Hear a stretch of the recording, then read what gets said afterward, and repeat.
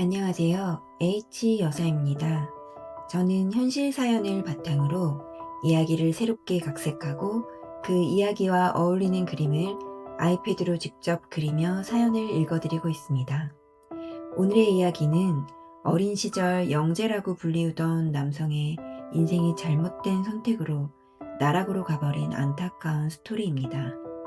그럼 오늘의 이야기 시작하겠습니다. 안녕하세요. 안성에 사는 김무진, 53입니다. 이 글을 쓰는 지금도 솔직히 부끄럽습니다. 그런데 어디에도 털어놓을 데가 없더군요.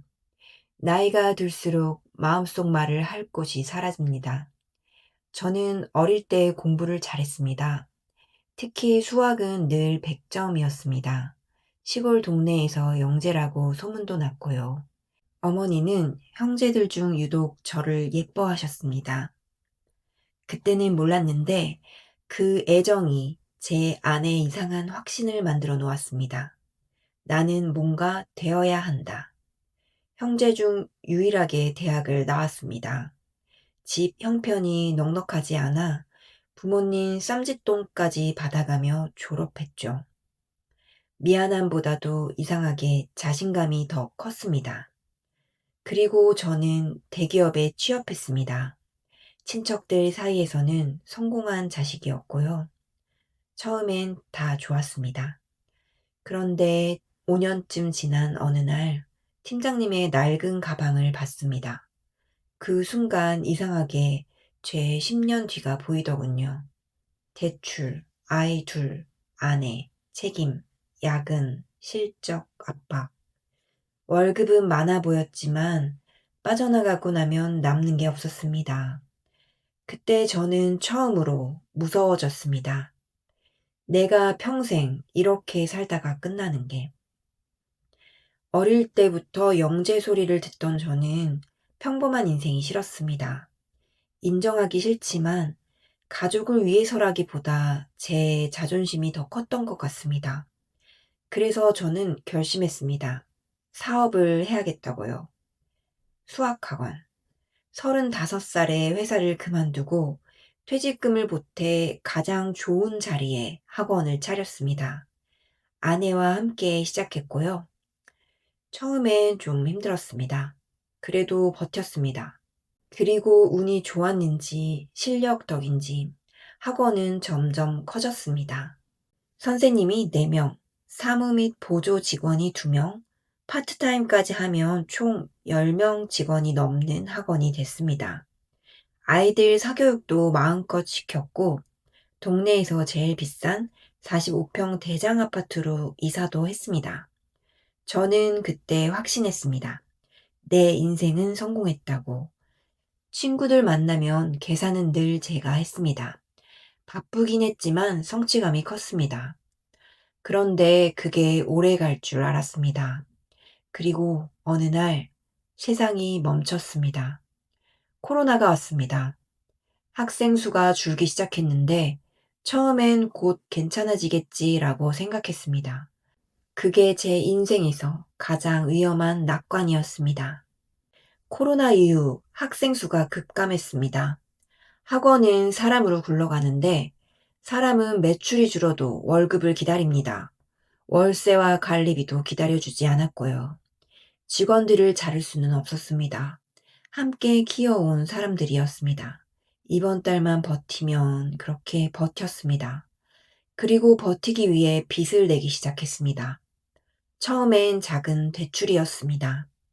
그 다음은 카드 돌려막기였고, 그 다음은 이 정도면 정말 위험하다는 걸 알면서도 멈추지 못했습니다. 하필 코로나 직전에 확장을 해놨던 시점이었습니다. 그게 제 목을 더 조였습니다. 적자가 쌓이는데도 저는 계속 스스로에게 말했습니다. 나는 원래 이런 걸 이겨내는 사람이야. 나는 항상 영재라는 소리를 들었잖아. 나는 결국 다시 올라갈 거야. 지금 생각하면 웃기죠. 수학을 잘한다고 인생이 풀리는 건 아닌데 말입니다. 그때는 그 착각이 제 마지막 자존심이었습니다. 결국 팬데믹 시작 3년 만에 폐업을 결정했습니다. 학원 문을 닫는 날 이상하게 소리가 안 들리더군요. 아이들 웃음소리도, 전화벨 소리도, 제 숨소리도. 그저 제가 10년 넘게 키운 인생이 접히는 소리만 들리는 것 같았습니다. 아내는 울었습니다. 그 눈물을 보면서도 저는 위로를 못했습니다. 제가 무슨 말을 해도 변명 같았으니까요. 그때 우리에게 남은 건 빚뿐이었습니다. 저는 자랑이었던 아파트를 급하게 처분했고 변두리 작은 평수로 이사했습니다. 48살, 다시 시작하기엔 애매하게 늦은 나이. 큰 아들은 예체능 입시 중이라 돈이 더 많이 들어가고 둘째도 아직 학생이었습니다. 가장으로서 무너질 수 없었습니다. 그래서 저는 또 한 번 이상한 확신을 했습니다. 한 번만 더 베팅하면 다 되돌릴 수 있다. 카페 인수.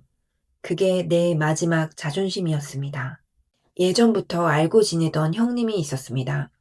어느 날 그 형님이 호숫가 대형 카페를 넘긴다고 했습니다. 해외로 이주할 계획이라면서요. 자리 좋고 장사 잘 돼. 너가 하면 더 잘할 거야. 저는 그 말을 믿었습니다. 아니, 믿고 싶었습니다. 학원 폐업으로 무너진 자존심을 뭔가로라도 세우고 싶었던 것 같습니다. 저는 카페에 대해 아는 게 거의 없었습니다. 그런데도 권리금을 적지 않게 주고 인수했습니다. 아내와 다시 새벽에 나가 오픈을 하고 손님을 맞으며 저는 스스로에게 말했습니다. 아직 끝난 게 아니다. 하지만 현실은 달랐습니다. 밀린 관리비는 애교였습니다. 납품 쪽 물건값이 밀려 있었고 직원들 월급도 몇 달치가 밀려 있었습니다. 형님은 아, 그거는 정리될 거야 라고 했지만 정리되지 않았습니다. 나중에 들었습니다. 미국으로 간다던 형님은 빚쟁이를 피해 필리핀에 도피했다고요. 그리고 그 빚쟁이들이 카페로 찾아왔습니다. 그 사람들이 문을 열고 들어오는 순간 제 심장이 얼어붙었습니다. 여기 사장 어디 갔어? 바뀌었으면 너가 책임져. 그날부터 저는 하루하루가 벌금처럼 느껴졌습니다. 그래도 저는 버텼습니다. 새벽에 오픈하고 점심에 잠깐 집에 와서 쓰러지듯 쉬고 아내가 교대에서 가게를 보고 저는 다시 저녁에 나가 마감을 했습니다. 1년 넘게 그렇게 살았습니다. 그런데도 손님은 생각보다 적었습니다. 운영비는 생각보다 높았고 적자인 달이 더 많았습니다. 결국 직원들 월급을 빚내서 줘야 하는 상황까지 왔습니다. 그때부터였습니다. 제가 매일 술을 마시기 시작한 게 처음엔 답답해서 한 잔, 그 다음엔 잠이 안 와서 한 잔, 어느 순간에는 술이 없으면 내가 나를 견딜 수가 없었습니다. 빚을 갚기 위해 내 삶을 다 팔았습니다. 카페 폐업을 결정했을 때 저는 오히려 마음이 편해질 줄 알았습니다. 그런데 폐업은 끝이 아니었습니다. 진짜 지옥의 시작이었습니다. 카페 앞에 쌓인 비용을 모두 상환해야 했습니다. 대출도 갚아야 했고, 밀린 돈도 정리해야 했고요. 저는 스스로가 너무 원망스러웠습니다. 왜 그때 그 결정을 했을까? 왜 내가 그렇게 급했을까? 왜 나는 늘 한 번만 더를 외쳤을까? 결국 하나 남아있던 아파트까지 시세보다 낮게 급하게 팔았습니다. 그리고 가진 돈을 모두 빚 상환에 넣었습니다. 빚은 거의 없어졌습니다. 그런데 저도 함께 없어졌습니다. 저희 부부에게 남은 돈은 정말 한 푼도 없었습니다. 그 상황에서 집안 분위기는 점점 불안해졌습니다. 큰 아들은 예체능 입시를 포기했습니다. 시험도 망쳤고요. 방황하기 시작했습니다. 둘째는 저를 원망하기 시작했습니다. 아내와 저는 자주 다퉜습니다. 저는 술이 습관이 되었고 아내는 제 얼굴을 보는 게 힘들어졌습니다. 그리고 결국 아내는 아이들과 친정으로 들어갔습니다. 저는 혼자 남았습니다. 정확히는 혼자 남겨졌습니다. 일평남짓한 고시원에 들어왔고 일용직을 전전하기 시작했습니다. 이게 제 50대의 시작이었습니다. 일용직은 생각보다 힘들었습니다. 몸이 힘든 것도 힘든데 더 힘든 건 무시를 받는 느낌이었습니다. 며칠 전 공사장에서 허리를 삐끗했습니다. 작업반장은 저를 타박했습니다. 삼촌, 그 나이에 이거 못하면 나오지 마요. 그 말이 맞는 말인데 좀 서러웠습니다. 나는 한때 잘 나가는 학원의 원장이었고 누군가의 아빠였는데 그날 저는 대낮부터 술을 마셨습니다. 허름한 술집에서 나오다가 정말 우연히 회사 동기를 만났습니다. 저는 재빨리 모르는 척 골목으로 들어갔습니다. 그런데 눈이 마주치더군요. 그 동기는 저를 알아봤습니다. 그리고 애써 모른 척 지나가 주었습니다. 배려였겠죠. 그런데 그 배려가 제겐 더 잔인했습니다. 그 순간 제 마음에는 수치심과 무력감이 한꺼번에 밀려왔습니다. 나는 지금 결국 이렇게 됐구나. 고시원으로 돌아와 삐걱한 침대에 누웠습니다. 눅눅한 이불 냄새가 불쾌했지만 이제는 불평할 힘도 없더군요. 천장을 보는데 학원 잘 되던 시절 제 모습이 떠올랐습니다. 45평 대장 아파트, 10명의 직원들, 학원 로비의 불빛, 나에게 인사하는 아이들 이름을 부르던 제 목소리, 그리고 지금의 저는 통장에 1,000만 원도 없습니다. 50대에 1억도 없는 내가 정말 괜찮은 건가요? 그날 밤 저는 처음으로 진심으로 생각했습니다. 아내와 아이들에게 미안하다고 말해야 하나? 그런데 이제 와서 내가 지금 그럴 자격이 있나? 요즘 제 하루는 비슷합니다. 일용직을 알아보고 몸이 아프면 쉬고 다시 구직 앱을 보고 그리고 밤이 되면 술이 땡깁니다. 그런데 이제는 압니다. 술은 해결책이 아니라 유예라는 걸요. 내일로 밀어놓는 것뿐입니다. 저는 자주 과거를 떠올립니다.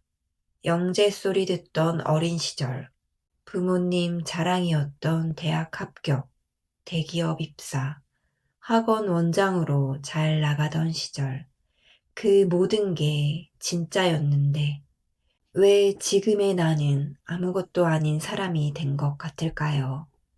어쩌면 저는 돈을 잃은 게 아니라 나를 믿는 마음을 잃은 것인지도 모르겠습니다. 가끔은 생각합니다. 내가 조금만 더 겸손했더라면, 내가 큰 사람이라는 말에 덜 휘둘렸다면, 내가 가족을 지키는 방식이 성공이 아니라 안정이었다면, 그랬다면 지금의 내 아들은 방황하지 않았을까요? 내 아내는 친정으로 도망가지 않았을까요? 오늘따라 아내와 아이들이 더 보고 싶습니다.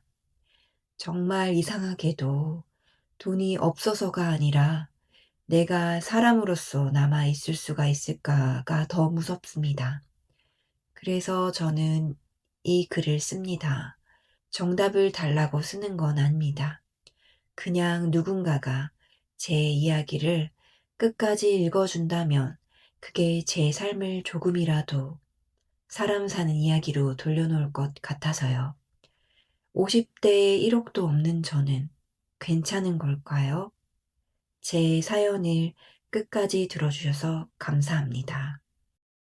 오늘 사연을 들으면서 괜히 마음이 무거워지셨을지도 모르겠습니다. 저는요, 인생은 꼭 성공해야만 의미 있는 게 아니라 끝내 포기하지 않으려고 애쓴 시간들에도 분명 의미가 있다고 생각합니다. 지금 힘든 하루를 버티고 계신 분들께 이 이야기가 조금이라도 위로가 되었으면 좋겠습니다. 지금까지 H여사였습니다. 감사합니다.